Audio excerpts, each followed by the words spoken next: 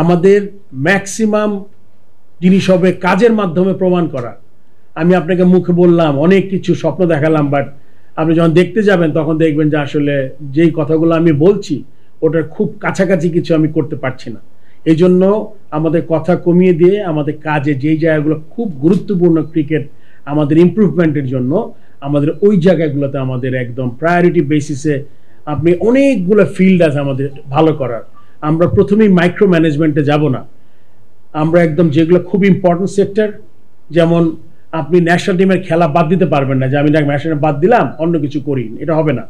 National টিমের আমার priority তো থাকবেই, at the same time game development, HP, তারপর আপনার যেই জিনিসগুলো আছে ফ্যাসিলিটিস, তারপর আপনার ওইদিকে গ্রাউন্ডস, এই জিনিসগুলো যে 4-5টা আছে যেটা হলো গিয়ে ক্রিকেটের ইমপ্রুভমেন্টের জন্য অত্যন্ত গুরুত্বপূর্ণ, এই জায়গাগুলোতে আমাদের ফোকাস করতে হবে।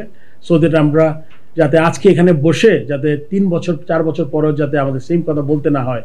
আমাদের ডোমেস্টিক বেটার করতে হবে, আমাদের পিচ ভালো করতে হবে, আমাদের এসপি টিম থাকতে হবে, এই টিমের বেশি ট্যুর থাকতে হবে, এটা আমরা চেষ্টা করব।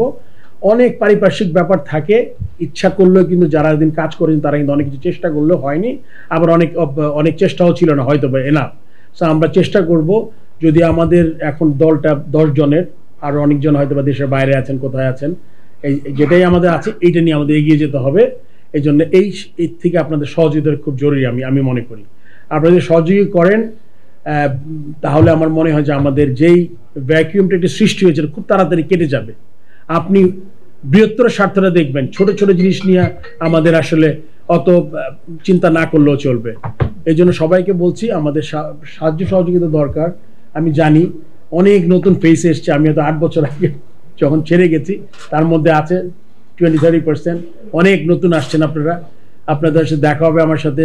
এখন হয়তো বা আমি আমার প্ল্যানিংটা আসলে হবে পিছন থেকে বেশি, সামনের থেকে কম। আমি যে ডিপার্টমেন্টগুলো আমার দরকার সেই ডিপার্টমেন্টগুলো আমি করব।